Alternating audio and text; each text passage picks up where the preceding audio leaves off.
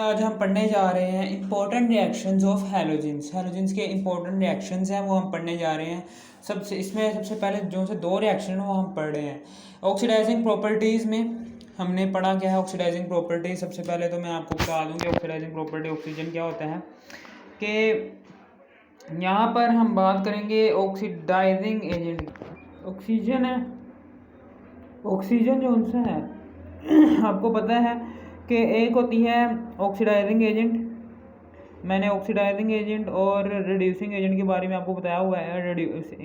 Agent sales agent जो सा होता है वो दूसरों के घरों में जाकर चीज़ें फ़रोख्त करता है ना कि अपने घर में जाकर रेडी लगा लेता है। इसी तरीके से ऑक्सीडाइजिंग एजेंट एक ऐसा एजेंट है जो दूसरों को ऑक्सीडाइज करता है, जबकि खुद क्या हो जाता है, ये रिड्यूस हो जाता है।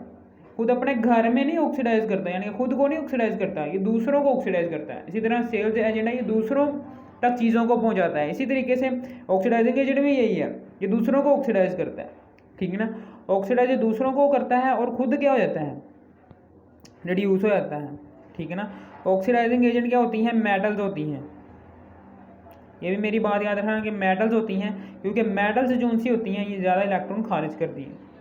ठीक है ना, रिड्यूस करता है ना, रिड्यूस ऑक्सीडेशन और रिड्यूसिंग आपको पता होगा। इसी तरह से रिड्यूसिंग एजेंट है, रिड्यूसिंग एजेंट क्या करता है, ये दूसरों को रिड्यूस करता है। रिड्यूसिंग एजेंट क्या करता है, ये दूसरों को रिड्यूस करता है, क्योंकि ये सेल्स एजेंट इसी तरीके से सेल्स एजेंट है, ये एक ऐसा एजेंट है जो दूसरों तक अपनी चीज़ों को पहुंचाता है। इसी तरीके से रिड्यूसिंग एजेंट ये दूसरों को रिड्यूस करता है और खुद क्या होता है, ऑक्सीडाइज। ठीक है ना, ये मैंने आपको बता दिया, समझ आ गई होगी कि क्या चीज़ है। ठीक है ना, और रिड्यूसिंग एजेंट कौन से होते हैं, नॉन मेटल्स। ठीक है, ये खुद क्या होता है, ऑक्सीडाइज। ये खुद क्या होता है, ऑक्सीडाइज हो जाता है। सॉरी, ये नॉन मेटल्स इधर आएगा, ये नॉन मेटल्स हैं। जो उनसी नॉन मेटल्स होती हैं वो ऑक्सीडाइजिंग एजेंट होती हैं, क्योंकि ये इलेक्ट्रॉन्स को एक्सेप्ट करती हैं और अपने आप को रिडक्ट कर लेती हैं, रिड्यूस कर लेती हैं। कि अपने आप को रिड्यूस कौन, अपने आप को ऑक्सीडाइज कौन करता है, मेटल्स। ठीक है ना, ये याद कैसे करना है, याद भी हो जाएगा। ये देखें, यहाँ पर ओ प्रेजेंट है और यहाँ पर भी ओ आ रहा है। आप जब भी ऑक्सीडाइजिंग एजेंट की आप जहन में आए ना कि ऑक्सीडाइजिंग एजेंट होता क्या है और उसकी एग्जांपल क्या है, आपने सेल्स एजेंट और ऑक्सीडाइजिंग एजेंट जो उनसे मैंने अभी तारीफ बताई है वो याद करनी है। और आपने ये भी याद रखना है कि इसकी जो उनसी एग्जांपल है वो कैसे याद रखनी है, नॉन मेटल वैसे याद रखने की। यहाँ पर भी ओ आ रहा है और यहाँ पर भी ओ आ रहा है। इसका मतलब क्या है कि यहाँ पर दो कॉमन ओ है। इसका मतलब क्या है, ये दोनों बाई बाई हैं, कि ओ से सीधा ओ नॉन मेटल, आपने सीधा कह देना इसकी एग्जांपल जी नॉन मेटल। ठीक है, अगर आपको ऐसे नहीं याद होता। फिर रिड्यूसिंग एजेंट है, ठीक है ना, अगर ऑक्सीडाइजिंग एजेंट की एग्जांपल नॉन मेटल है तो रिड्यूसिंग एजेंट की क्या होगी, मेटल होगी। ठीक है ना, समझ आ गई होगी, ये है। फिर उसी तरीके से ऑक्सीडेशन और रिडक्शन क्या होती है। ऑक्सीडेशन में क्या होता है, ऑक्सीडेशन में क्या होता है, इसमें यहाँ पर ओ आ रहा है। ओ का मतलब क्या है कि ऑक्सीजन क्या होती है, यहाँ पर ओ आ रहा है। ओ का मतलब है ऑक्सीजन की बात चल रही है और ऑक्सीजन ओ यहाँ पर ऐड हो रहा है ना ऑक्सीडेशन में। इसी तरह से इस प्रोसेस में भी ऑक्सीजन ऐड होगी और बाकी दोनों क्या होंगे, रिमूव होंगे। ठीक है, फिर इसी तरीके से रिडक्शन जो उनसी होती है, इसमें भी ऑक्सीजन रिमूव होती है, हाइड्रोजन ऐड होती है और इलेक्ट्रॉन भी ऐड होते हैं। ये इसका उल्ट होता है रिडक्शन। ठीक है, याद हो गया आपको। अब ऑक्सीजन में, ऑक्सीडेशन में यहाँ पर ओ प्रेजेंट है। ओ का मतलब क्या है कि यहाँ पर ऑक्सीजन की बात हो रही है और यहाँ पर ओ प्रेजेंट है। इस पूरे लफ्ज़ में ओ प्रेजेंट है, यानी कि ओ क्या हो रहा है, इसमें ऐड हो रहा है। इसका मतलब क्या होगा कि ऑक्सीजन भी इसमें ऐड होगी इस प्रोसेस में, ऑक्सीडेशन प्रोसेस में। ये है सारी कहानी, और खच्चे कुछ भी नहीं है ये। ठीक है ना, अगर आपको याद हो गया होगा कि ऑक्सीडाइजिंग एजेंट क्या होता है, रिड्यूसिंग एजेंट क्या होता है, इनकी जो उनसी एग्जांपल्स हैं वो क्या हैं, और नॉन मेटल्स क्यों हैं। जी मैंने आपको बहुत तफसील से बताया था कि नॉन मेटल्स क्यों है ऑक्सीडाइजिंग एजेंट और मेटल जो उनसे हैं वो क्यों है रिड्यूसिंग एजेंट। मैंने बहुत तफसील से बताया था कि नॉन मेटल्स एक नॉन मेटलिक करैक्टर होता है। नॉन मेटलिक करैक्टर डिपेंड करता है इलेक्ट्रॉन नेगेटिविटी और इलेक्ट्रॉन अफिनिटी के ऊपर। दो वीडियोस बहुत हैवी किस्म की मैंने बनाई हैं इन टॉपिक्स पे ऊपर।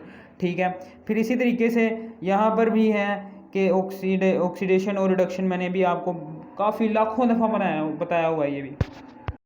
अब हम आगे बात करते हैं कि नॉन मेटल्स मैंने बता दिया है कि ऑक्सीडाइजिंग एजेंट की एग्जांपल जो सी है वो नॉन मेटल है, क्योंकि यहाँ पर भी ओ आ रहा है और नॉन मेटल में भी ओ आ रहा है, इसलिए हम ऑक्सीडाइजिंग एजेंट की एग्जांपल ले देते हैं नॉन मेटल। ठीक है, अगर आपको ऐसे नहीं आ होता तो ऐसे रट्टा लगा लो। रिड्यूसिंग एजेंट है, रिड्यूसिंग एजेंट अगर ऑक्सीडाइजिंग एजेंट की एग्जांपल है नॉन मेटल, तो रिड्यूसिंग एजेंट की क्या है, मेटल्स है। ठीक है ना, नॉन मेटल ही करेक्ट, नॉन मेटल्स ही क्यों है ऑक्सीडाइजिंग एजेंट, क्योंकि ये अपने आप को बहुत जल्दी से रिड्यूस कर लेती हैं, यानी कि बहुत जल्दी से इसमें से इलेक्ट्रॉन जल्दी से ऐड हो जाता है। नॉन मेटल में जल्दी से शेयर भी करती हैं और इलेक्ट्रॉन ऐड भी करवाती हैं अपने एटम के अंदर। ठीक है, और मेटल्स ही क्यों रिड्यूसिंग एजेंट है, क्योंकि ये अपने आप को ऑक्सीडाइज करते हैं ना, रिड्यूसिंग एजेंट। ठीक है ना, रिड्यूसिंग एजेंट मैंने आपको बताया ये अपने आप को ऑक्सीडाइज करता है और दूसरों को रिड्यूस करता है। और जो सा मेटल्स है ये क्या करते हैं, ये अपने आप को ऑक्सीडाइज कर लेते हैं, यानी कि अपने से इलेक्ट्रॉन निकालती हैं और इलेक्ट्रॉन दूसरों में दाखिल करती हैं और दूसरों को रिड्यूस कर देती हैं। इसमें क्या है, अब इसी तरीके से फ्लोरीन है। फ्लोरीन आपको मैंने ये भी बताया था कि फ्लोरीन जो सा स्ट्रॉन्गेस्ट ऑक्सीडाइजिंग एजेंट होता है, यानी कि बहुत ऑक्सीडाइजिंग एजेंट का क्या मतलब है कि दूसरों को रिड्यूस करना और अपने आप को ऑक्सीडाइज कर लेना। ठीक है ना, दूसरों को ऑक्सीडाइज करना और ख़ुद को रिड्यूस कर लेना। ठीक है, और ये स्ट्रॉन्गेस्ट क्यों है, क्योंकि फ्लोरीन जो है, फ्लोरीन जो है इसमें 9 इलेक्ट्रॉन प्रेजेंट होते हैं। क्लोरीन में, ब्रोमीन में 35 होते हैं, इसमें आयोडीन में 53 होते हैं। ठीक है ना, क्लोरीन जो है स्ट्रॉन्गेस्ट इसलिए है क्योंकि फ्लोरीन का साइज़ देखो इन तीनों के मुकाबले में। ठीक है ना, क्लोरीन का मुझे अभी इसका एटॉमिक नंबर नहीं याद आ रहा।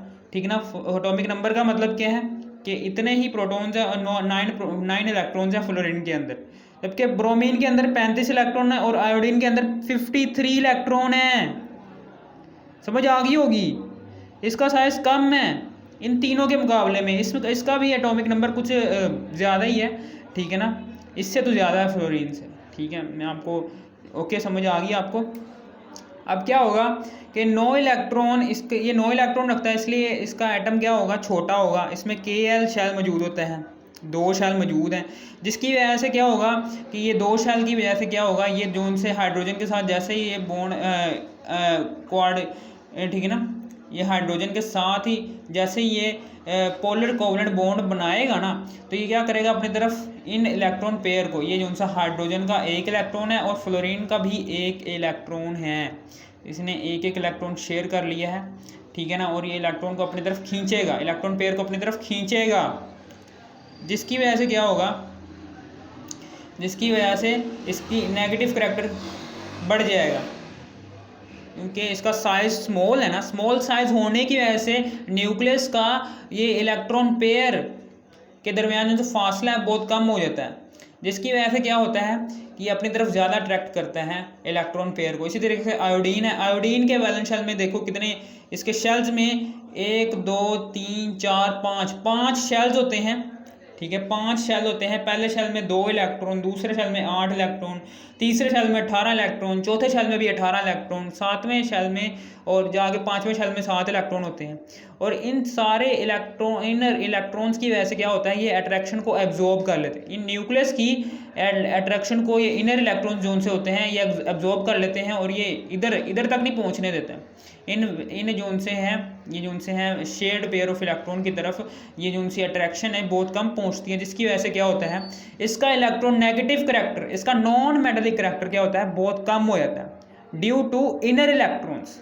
ठीक है, इसमें चूंकि इनर इलेक्ट्रॉन्स नहीं है, इसी वजह से ये इलेक्ट्रॉन पेयर को अपनी तरफ ज़्यादा अट्रैक्ट करता है, इसलिए ये क्या है, स्ट्रॉन्गेस्ट ऑक्सीडाइजिंग एजेंट है। ऑक्सीडाइजिंग एजेंट यानी कि स्ट्रॉन्गेस्ट इलेक्ट्रॉन्स को अपनी तरफ खींचेगा और रिड्यूसिंग एजेंट स्ट्रॉन्गेस्ट बन जाएगा, यानी कि अपने आप को रिड्यूस कर लेगा। ठीक है ना, ऑक्सीडाइजिंग एजेंट है ना फ्लोरीन, ये अपने आप को रिड्यूस करता है और दूसरों को ऑक्सीडाइज करता है। ठीक है, समझ आ गई होगी आप। अब आयोडीन जो है ये लीस्ट ऑक्सीडाइजिंग एजेंट है, मैंने आपको बता दिया है, क्योंकि इसका एटॉमिक साइज़ बड़ा है, इसका एटॉमिक साइज़ कम है, कम होने की वजह से कम है। ठीक है, जिसकी वजह से इसका इलेक्ट्रोनेगेटिव करैक्टर भी बढ़ जाएगा आयोडीन की निस्बत। अब हम आगे बात करते हैं, इसका फ्लोरीन का एटॉमिक रेडियस क्या होता है, कम होता है। एटॉमिक रेडियस ये वही बात लिखी हुई है, एटॉमिक रेडियस कम होने की वजह से इसका स्ट्रॉन्गेस्ट होगा और एटॉमिक रेडियस ज़्यादा है इसमें। आयोडीन का एटॉमिक रेडियस ज़्यादा है ना, ये देखिए एटॉमिक रेडियस क्या होता है, ये सेंटर से वैलेंस शेल के दरमियान फासला, ये देखो कितना ज़्यादा है। यहाँ पर देखो फ्लोरीन का यहाँ से लेकर यहाँ तक का फासला बहुत कम है, ठीक है ना। एटॉमिक रेडियस कम होने की वजह से क्या होगा, ये स्ट्रॉन्गेस्ट ऑक्सीडाइजिंग एजेंट होगा, जबकि ये स्ट्रॉन्ग लीस्ट ऑक्सीडाइजिंग एजेंट होगा क्योंकि एटॉमिक रेडियस क्या है, ज़्यादा है, ठीक है ना, और इसका साइज़ भी बड़ा है। अब हैलोजेंस जो से होते हैं, ये कौन कौन से होते हैं, फ्लोरीन, क्लोरीन, ब्रोमीन, आयोडीन, ये सारे क्या होते हैं, हैलोजेंस होते हैं। अब फ्लोराइड जो सा है ये हैलोजेंस होते हैं। हैलोजन को हम एक्स से जाहिर करते हैं और एक्स नेगेटिव क्या होता है, ये हैलाइड होते हैं। हैलाइड, क्लोराइड, ब्रोमाइड, जब भी इसके ऊपर ब्रोमाइड, आयोडाइड, फ्लोराइड, ये इनके ऊपर नेगेटिव चार्ज आता है तो ये हैलाइड में, ये सारे क्या है, हैलाइड है। और फ्लोरीन, क्लोरीन, ब्रोमीन, आयोडीन, ये सारे क्या हैं, ये हैलोजेंस हैं, ठीक है। ये भी बात मेरी याद रख लेना। अब उसके बाद आगे है, अब आगे हम बात करते हैं जी रिएक्शंस विद, अब हम रिएक्शंस की बात करते हैं, हैलोजेंस की, हैलोजेंस के रिएक्शन की बात करते हैं, ठीक है। अब ये सारे जो उनसे हैं, इसका पहला रिएक्शन उसमें फ्लोरीन का रिएक्शन है जी पोटाशियम क्लोराइड के साथ, ठीक है ना। अब पोटाशियम क्लोराइड के साथ ही क्यों है मैं आपको बताता हूँ कि फॉर एग्जांपल यहाँ पर मैं आपको ले देता हूँ फ्लोरीन है, फिर प्लस, फिर पोटाशियम क्लोराइड है। अब फ्लोरीन को हम ये ऐसे नहीं लिख सकते, ठीक है ना, फ्लोरीन हमेशा ऐसे लिखेंगे, फ्लोरीन गैस की बात कर रही है, ठीक है ना। इसको हम सिंगल नहीं लिख सकते क्योंकि सिंगल लिखेंगे तो ऊपर नेगेटिव भी डालना पड़ेगा, ठीक है ना। अब यहाँ पर चूंकि हम फ्लोरीन गैस की बात कर रहे हैं तो यहाँ पर 2 आ जाएगा, ठीक है। अब क्या होगा, ये फ्लोरीन जो सा होगा, ये चूंकि एक ऑक्सीडाइजिंग एजेंट है, ये अपने आप को रिड्यूस करेगा, यानी कि अपने अंदर इलेक्ट्रॉन्स को दाखिल करवाएगा। इसके अंदर 7 इलेक्ट्रॉन है वैलेंस शेल में, तो ये 1 इलेक्ट्रॉन दाखिल करवाएगा। एक इलेक्ट्रॉन कौन देगा, 1 इलेक्ट्रॉन पोटाशियम के 2 एटम्स देंगे इसे, 1 इलेक्ट्रॉन एक इसने दिया और 1 इलेक्ट्रॉन दूसरे पोटाशियम ने दिया, जिसकी वजह से ये क्या बन जाएगा, इस पर क्या आ जाएगा, चूंकि यहाँ पर 2 पोटाशियम की बात हो रही है, 2 पोटाशियम होंगे तभी तो फ्लोरीन के अंदर दाखिल होंगे ना 2 इलेक्ट्रॉन्स। जैसे ही 2 इलेक्ट्रॉन्स इसके अंदर दाखिल हो जाएंगे तो ये बन जाएगा फ्लोराइड, फ्लोराइड बन जाएगा, ठीक है, फ्लोराइड बन गया। और ये बन जाएगा पोटाशियम प्लस, ठीक है। पोटाशियम के वैलेंस शेल में 1 इलेक्ट्रॉन होता है, जैसे वो 1 इलेक्ट्रॉन खत्म हो जाएगा, इसके सेकंड लास्ट शेल में 8 इलेक्ट्रॉन प्रेजेंट होते हैं, यानी कि ये देखें, ये मिसाल के तौर पर ये पहला इलेक्ट्रॉन यहाँ पर प्रेजेंट था, 1 इलेक्ट्रॉन ये खत्म हो गया तो इसके सेकंड लास्ट शेल में जो उनसे 8 इलेक्ट्रॉन ऑलरेडी प्रेजेंट है, जो इसे स्टेबल कर रख सकते हैं, ठीक है ना, समझ आ गई होगी आपको। अब उसके बाद क्या है कि ये 2 इलेक्ट्रॉन जैसे ही यहाँ पर जाएंगे फ्लोरीन के वैलेंस शेल में तो इसका 8 इलेक्ट्रॉन यहाँ पर भी पूरे हो जाएंगे, 8 इलेक्ट्रॉन इसमें पूरे हो जाएंगे। तो ये क्या करेंगे, आपस में बॉन्ड बना लेंगे। ये एक बॉन्ड बनाया, इस पोटाशियम ने भी इसके साथ बना लिया और इस वाले पोटाशियम ने भी इसके साथ बना लिया, ये बन गया हमारे पास पोलर कोवलेंट बॉन्ड, ठीक है। अब उसके बाद क्या होगा, ये मेटल है और ये नॉन मेटल है, पोलर कोवलेंट बॉन्ड बन जाएगा ना। तो ये पोलर कोवलेंट बॉन्ड बन गया 2 KF के दरमियान, ठीक है। चूँकि यहाँ पर 2 पोटाशियम होने की वजह से यहाँ पर 2 इलेक्ट्रॉन दाखिल हुए, 2 पोटाशियम आ गए ना, ठीक है। चूँकि वहाँ पर 2 पोटाशियम है तो यहाँ पर भी 2 पोटाशियम आ जाएंगे। फिर इसी तरीके से अब ये जो उनसे हैं क्लोरीन, अब क्लोरीन की बात हो रही है। अब ये यहाँ पर चूँकि 2 हैं, पोटाशियम कितने हैं, 2 हैं, पोटाशियम क्लोराइड 2 होने की वजह से 2 क्लोरीन के एटम्स भी होंगे, ठीक है ना। ये क्लोरीन के एटम्स ये जो उनसे हैं ये यहाँ से निकल जाएंगे, ठीक है, और ये अपने साथ जो उनसे हैं बॉन्ड बना लेंगे और Cl2 गैस बना देंगे, कुछ भी नहीं है ये, ठीक है। ये देखिए ना, यहाँ से ये निकल गया, ये क्या है, Cl डॉट, इसके वैलेंस शेल में 7 इलेक्ट्रॉन है, इसके वैलेंस शेल में 7 इलेक्ट्रॉन है। ये क्या करेंगे, एक एक इलेक्ट्रॉन शेयर कर लेंगे अपना, ऐसे करके शेयर कर लिया और जैसे इन्होंने शेयर किया तो एक क्लोरीन गैस बन जाएगी, क्लोरीन गैस भी बन गई, ठीक है। समझ आ गई होगी ये वाला रिएक्शन कैसे है, ये ऐसे ही जैसे मैंने आपको समझा दिया, ठीक है। क्लोरीन गैस अब देखने स्टेबल हो गया ना सब कुछ, फ्लोरीन क्लोरीन हर चीज़ यहाँ पर स्टेबल हुई है। फ्लोरीन के वहाँ पर कितने मॉलिक्यूल्स हैं, 2 एकम 2, 2 एकम 2, 2 फ्लोरीन के हैं, 2 फ्लोरीन के इधर भी हैं, 2 पोटाशियम के हैं, 2 पोटाशियम, तो उधर भी 2 पोटाशियम के हैं, 2 क्लोरीन के हैं, ये 1 2 एकम 2, 2 क्लोरीन के हैं, और वहाँ पर भी 2 ही हैं क्लोरीन के। ठीक है, ये हो गया हमारा क्लियर। अब उसके बाद हम दूसरा जो सा है वो बात करते हैं ये वाले रिएक्शन की। इसमें फ्लोरीन है और ये क्लोराइड के साथ रिएक्शन करता है,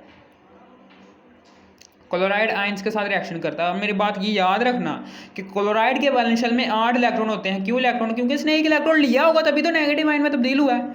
नेगेटिव आयन में कब तब्दील होता है? जब कोई इलेक्ट्रॉन लेता है, कभी कोई एटम जो सा है उसने इलेक्ट्रॉन लिया होगा तभी जाके वो इलेक्ट्रॉन में नेगेटिव में तब्दील हुआ है ना। क्योंकि इसने दूसरे एटम को मिसाल को सोडियम के साथ इसने सोडियम से इलेक्ट्रॉन लिया होगा तभी तो ये क्लोराइड आयन में चेंज हुआ है। इसने दूसरे एटम को नुकसान पहुंचाया, उससे इलेक्ट्रॉन लिया है, इससे दूसरे एटम को इसने नुकसान पहुंचाया। ठीक है ना, दूसरे एटम को इसने क्या किया है? नुकसान पहुंचाया है, दूसरे एटम को इसने नुकसान पहुंचाया, इसलिए इस पर नेगेटिव चार्ज आ जाएगा। और क्या है?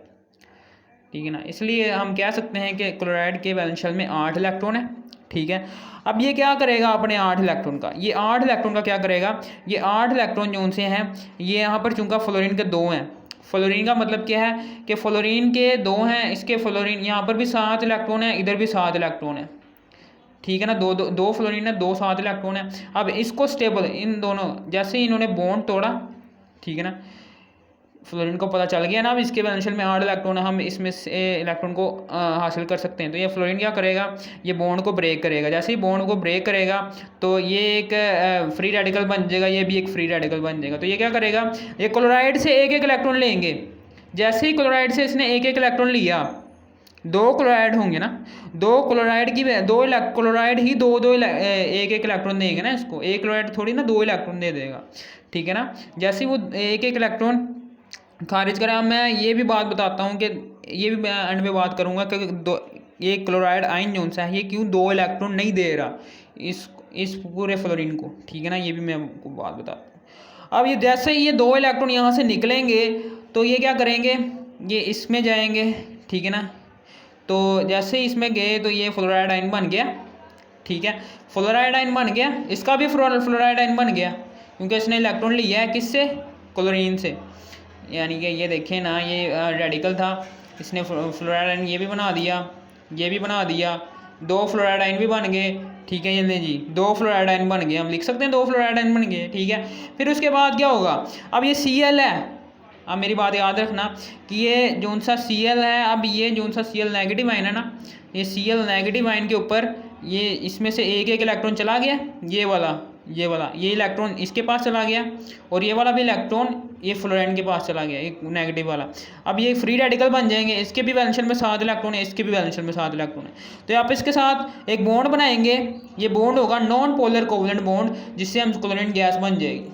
ठीक है ना, समझ आ गई होगी। क्लोरीन गैस बनाने के लिए क्लोरीन गैस बनाने के लिए ठीक है ना, इन दोनों क्लोराइड आयंस ने एक इलेक्ट्रॉन खारिज किया है। ठीक है ना, और जबकि एक क्लोराइड आयन जैसे ही 2 इलेक्ट्रॉन जब खारिज कर देता तो इसके वैलेंस शेल में कितने इलेक्ट्रॉन होते? जैसे इसके वैलेंस शेल में ठीक है ना, तो इसके वैलेंस शेल में 6 इलेक्ट्रॉन होते। ठीक है ना, 6 इलेक्ट्रॉन होते हैं, तो 6 इलेक्ट्रॉन का तो कोई फ़ायदा नहीं था।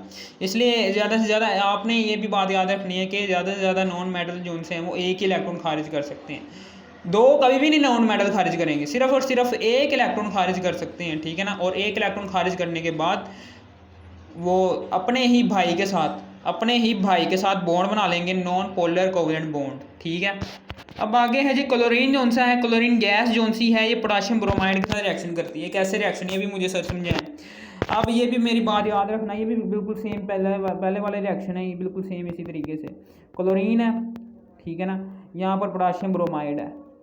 अब आपको मैंने बताया कि क्लोरीन गैस है, ये जैसे ही ये बॉन्ड है, इसके भी वैलेंस शेल में 7 इलेक्ट्रॉन है, इसके भी वैलेंस शेल में 7 इलेक्ट्रॉन है। ये स्टेबल होने के लिए क्या करती हैं? ये एक इलेक्ट्रॉन इसमें से खारिज करेंगे। यानी कि पोटाशियम जो सा है, ये पोटाशियम के 2 मॉलिक्यूल जो से हैं, ये क्या करेंगे? ये एक इलेक्ट्रॉन देंगे, इसे एक इलेक्ट्रॉन इसे दिया। ठीक है ना, एक इलेक्ट्रॉन दिया।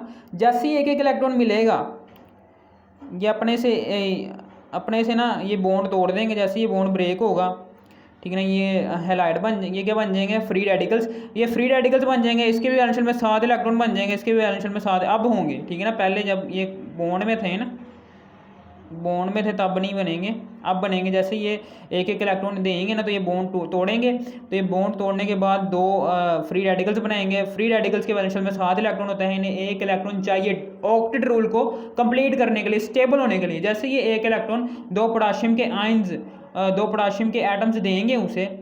ठीक है ना, ये एक एक ये लो जी मिल गया जी। क्या बन जाएगा, ये भी क्लोराइड आयन बन जाएगा, ये भी क्लोराइड आयन बन जाएगा। हमने फ्री रेडिकल्स की भी बात की थी, ये बहुत ज़्यादा रिएक्टिव होते हैं और इनके अंदर जो उनसे हैं ये ऑड नंबर ऑफ इलेक्ट्रॉन्स होते हैं। ठीक है, जैसे ही इन्हें एक एक इलेक्ट्रॉन मिल जाएगा तो ये क्लोराइड आयंस बना देंगे। क्लोराइड आयंस बन गए, बात ख़त्म। ठीक है ना, ये 2 क्लोराइड आयंस बन गए यहाँ पर, ये देखिए, ये मैं इसकी बात कर रहा हूँ, 2 क्लोराइड आयंस बन गए ना। इसके 2 क्लोरीन के एटम्स है तो इसके लिए 2 पोटाशियम के एटम्स भी चाहिए, 2 पोटाशियम ब्रोमाइड के।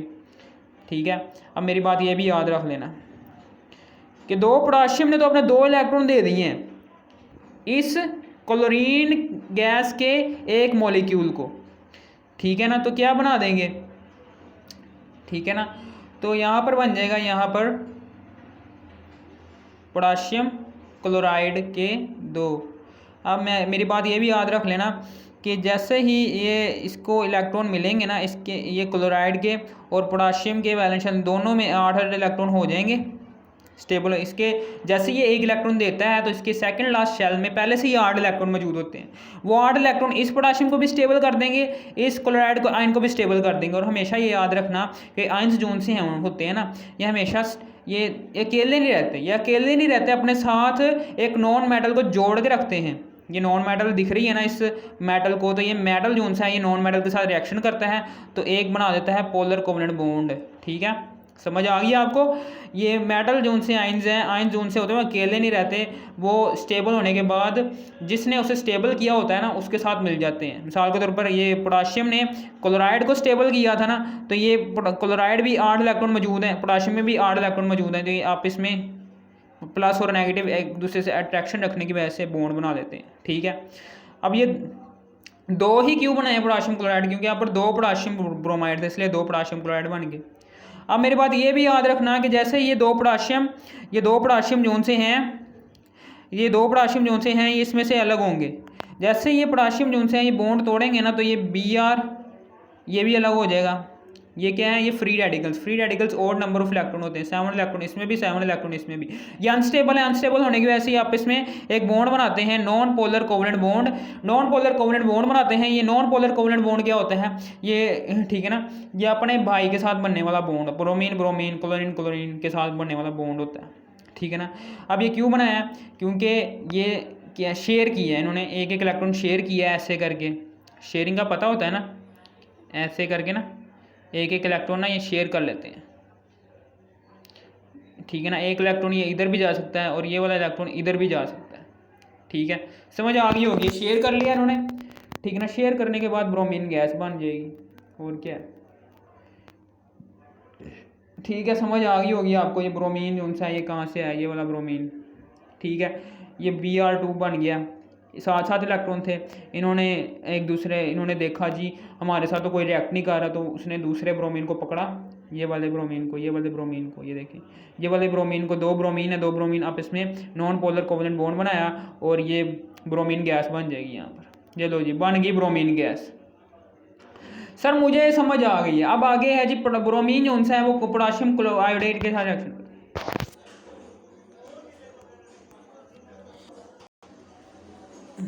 अब ये भी मेरी बात याद रखना कि ब्रोमीन जो सा है ना, हमने ये 3 रिएक्शन कर लिया। ब्रोमीन जो सा है इसके भी वैलेंस शेल में 7 इलेक्ट्रॉन होते हैं। जैसे ही पोटाशियम आयोडाइड के साथ रिएक्शन करता है तो जिनका 2 हैं, 2 ब्रोमीन है, 2 ब्रोमीन के एटम्स को हमने स्टेबल करना है, क्योंकि ब्रोमीन जो सा है इसके भी जब जैसे ये बॉन्ड टूटेगा ना, तो जैसे ही पोटाशियम इन्हें 2 इलेक्ट्रॉन देगा।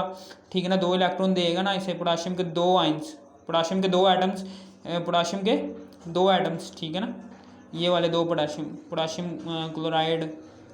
क्लोराइड ये दो एटम्स जो से हैं ये उसको दो इलेक्ट्रॉन फ्राहम करेंगे, तो ये अपना अपना इलेक्ट्रॉन बॉन्ड तोड़ देंगे और ये जो सा इलेक्ट्रॉन हासिल करने के बाद क्या बनाएंगे, ये इलेक्ट्रॉन हासिल हो गए हैं, यहाँ पर क्या हुआ है, ये इलेक्ट्रॉन हासिल हो गए हैं, और जैसे ये इलेक्ट्रॉन हासिल होंगे तो ये बनाएंगे Br नेगेटिव।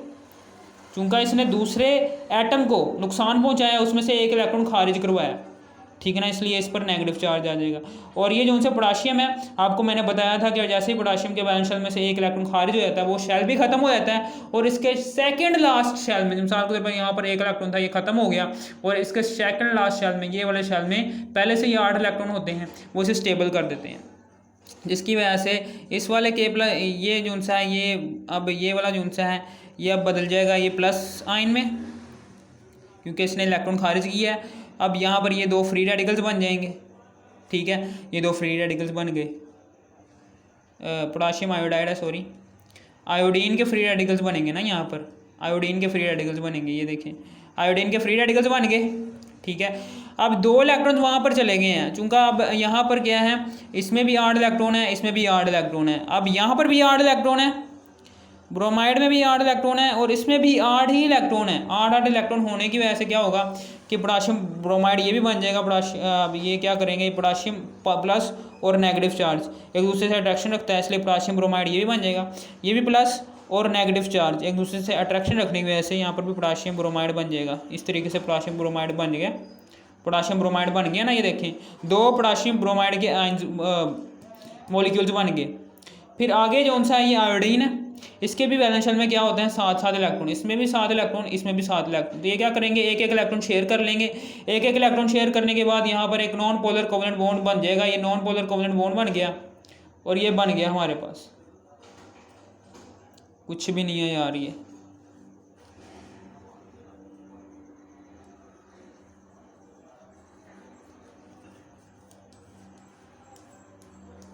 कुछ है क्या, कुछ भी नहीं है, कुछ भी नहीं है, ये हर चीज़ यहाँ पर आपको मैंने बता दी है, हर चीज़ मैंने आपको यहाँ पर क्लियर कर दी है, हर चीज़ मैंने यहाँ पर आपको बता दी है, ठीक है ना, कैसे कैसे होता है कैसे कैसे नहीं। यहाँ पर आयोडीन गैस, आयोडीन जो सा ये सॉलिड फॉर्म में होता है एट रूम टेम्परेचर, ये भी मेरी बात याद रखना, रूम टेम्परेचर पर ये सॉलिड फॉर्म में होता है। जैसे ये गैस फॉर्म में जाता है तो ये हमारी जिल्द के लिए, हमारी जो स्किन है उसके लिए भी खतरनाक होता है, ये आपकी इन्फॉर्मेशन के लिए बात है।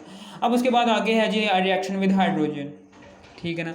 रिएक्शन विद हाइड्रोजन में क्या, फ्लोरीन, क्लोरीन, ब्रोमीन और आयोडीन, ये सारे हैलोजेंस का रिएक्शन करवाएंगे इन सारे हाइड्रोजन एटम्स के साथ। अब यहाँ पर ये तो बिल्कुल ही आसान है, फ्लोरीन और हाइड्रोजन जो उनसे हैं ये जैसे ही रिएक्ट करेंगे, फ्लोरीन के 2 एटम्स हैं, जैसे ये बॉन्ड टूटेगा ना तो यहाँ से तवानाई खारिज होगी, एनर्जी खारिज होगी।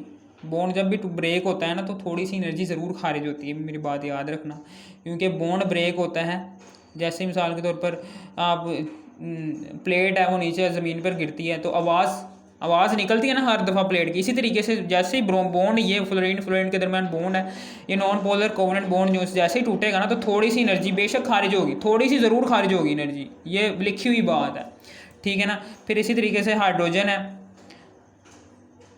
हाइड्रोजन का भी बॉन्ड ब्रेक हुआ, ठीक है ना। यहाँ पर भी ये देखें, ये सारे क्या हैं, हैलोजेंस हैं, ये सारे क्या हैं, फ्री रेडिकल्स हैं, ठीक है ना। इसके वैलेंस शेल में 7 इलेक्ट्रॉन, इसके भी वैलेंस शेल में 7 इलेक्ट्रॉन, इसके वैलेंस शेल में 1 इलेक्ट्रॉन, इसके वैलेंस शेल में भी 1 इलेक्ट्रॉन। ये क्या करेगा, H इस F को अपनी तरफ खींचेगा, HF बना देगा। फिर इसी तरीके से ये H है और ये F आपस में एक पोलर एक बॉन्ड बना देंगे। ये बॉन्ड कैसे बनाएंगे, अब ये भी मेरी बात याद रखना कि जैसे ही बॉन्ड बनता है ना तो एनर्जी तब भी बहुत ज़्यादा, यानी कि कोल्ड स्टेट, ठीक है ना, कोल्ड स्टेट और डार्क एंड कोल्ड स्टेट में ही क्यों रखना है, इस रिएक्शन को डार्क एंड कोल्ड स्टेट में ही क्यों परफॉर्म करना है, क्योंकि जैसे ये बॉन्ड बनता है ना तो तवानाई तब भी खारिज होती है, क्योंकि फ्लोरीन जो सा ये फ्लोरीन बहुत ज़्यादा इलेक्ट्रोनेगेटिव होता है। इलेक्ट्रोनेगेटिव क्या करता है, ये इस बॉन्ड को, इस इलेक्ट्रॉन्स को अपनी तरफ खींचता है बहुत तेज़ी के साथ, जिसकी वजह से क्या होता है, एनर्जी खारिज होती है और ब्राइटनेस भी प्रोड्यूस होती है, ठीक है ना, ब्राइटनेस भी थोड़ी सी प्रोड्यूस होती है, और वो ब्राइटनेस भी हमने देखनी है वो कितनी ब्राइटनेस प्रोड्यूस होती है। वो डार्क इसलिए हम रखते हैं क्योंकि हम फ्लोरीन हाइड्रोजन फ्लोराइड जब जैसा ही ये बनता है ना ये वाला कंपाउंड, तो थोड़ी सी ब्राइटनेस को चेक करने के लिए कि ब्राइटनेस कितनी पैदा होती है इस रिएक्शन के दौरान, हम डार्क रखते हैं, हम उस पूरे सिस्टम को डार्क रखते हैं। और कोल्ड स्टेट क्यों रखते हैं, ठंडा क्यों रखते हैं, क्योंकि फ्लोरीन जो सा है ये जैसे ही बॉन्ड बनाता है ना, तो इसकी जो सी ताकत है, ये जो सा इलेक्ट्रोनेगेटिव है ना, इलेक्ट्रोनेगेटिव करैक्टर होने की वजह से, स्मॉल साइज होने की वजह से, स्मॉल साइज होने की वजह से ये जो सा इलेक्ट्रॉन पेयर है ना, इसको अपनी तरफ बहुत ज़्यादा खींचता है। जैसे ज़्यादा खींचता है ना अपनी तरफ, तो क्या करता है, ये प्रोटॉन जो से हैं इसमें 9 प्रोटॉन होते हैं। और मैंने आपको बताया था एक प्रोटॉन जो सा है वो इज इक्वल टू 1840 इलेक्ट्रॉन्स के वज़न के बराबर होता है, ठीक है ना। और ये जो से प्रोटॉन्स हैं ये एनर्जी खारिज करते हैं, ठीक है ना। एक प्रोटॉन का मुकाबला एक इलेक्ट्रॉन नहीं कर सकता। ये एक प्रोटॉन जो सा है ये 9 प्रोटॉन्स इसको खींचते हैं अपनी तरफ, 9 प्रोटॉन्स इस शेयर्ड पेयर ऑफ इलेक्ट्रॉन को अपनी तरफ बहुत तेज़ी से खींचते हैं, जिसकी वजह से एनर्जी की बहुत बड़ी मिकदार खारिज होती है। बहुत ज़्यादा इलेक्ट्रॉन नेगेटिव करैक्टर है इसका। 4 इलेक्ट्रोनेगेटिविटी होने की वजह से ड्यूरिंग बॉन्ड फॉर्मेशन ये क्या करता है, प्रोटॉन इसमें जो उनसे 9 प्रोटॉन्स हैं वो खींचते हैं इन शेयर्ड पेयर ऑफ इलेक्ट्रॉन को अपनी तरफ बहुत तेज़ी के साथ, जिसकी वजह से एनर्जी खारिज होती है इन लाइट फॉर्म। वो लाइट को चेक करने के लिए हम वो सारा सिस्टम डार्क रखते हैं। और कोल्ड क्यों रखते हैं, ठंडा क्यों रखते हैं, क्योंकि वो एनर्जी जो सी होती है वो हीट की शक्ल में होती है, और जिसकी वजह से वो सारा सिस्टम गर्म हो जाता है। इसलिए जब पहले से हम गर्म रखेंगे सिस्टम, तो सिस्टम सारा ब्रेक भी हो सकता है जिसमें हम कर रहे हैं, इसलिए हम वो कोल्ड स्टेट में रखते हैं ये, ठीक है। समझ आ गई होगी आपको। ये था सारा क्लियर हो गया होगा। अब इसी तरह क्लोरीन है, ये ब्रोमीन के साथ हाइड्रोजन के साथ रिएक्शन करता है, ये हाइड्रोजन है, ये क्लोरीन है, ठीक है। इसके भी बॉन्ड टूटे, ये भी बन गया, ये भी बन गया, ये फ्री रेडिकल्स बन गए। जैसे ये H है इसके साथ मिलेगा ये क्योंकि ये पॉजिटिव चार्ज रखता है ना, ठीक है ना, ये नेगेटिव रखता है, ये नेगेटिव रखता है, ठीक है ना। फ्लोरीन की इलेक्ट्रोनेगेटिविटी भी याद रखना कि 2.2 इसकी होती है, फ्लोरीन की 4 होती है, इसलिए इस पर नेगेटिव चार्ज आ जाता है, इस पर पॉजिटिव चार्ज आ जाता है। इलेक्ट्रोनेगेटिविटी ज़्यादा होने की वजह से वो शेयर्ड पेयर ऑफ इलेक्ट्रॉन को अपनी तरफ ज़्यादा अट्रैक्ट कर रहा है, जिसकी वजह से इस पर नेगेटिव पार्शल नेगेटिव चार्ज आता है और इसके ऊपर पार्शल पॉजिटिव चार्ज आता है, ठीक है। फिर इसी तरीके से ये है हाइड्रोजन जो सा क्लोरीन के साथ रिएक्शन करता है, हाइड्रोजन के वैलेंस शेल में एक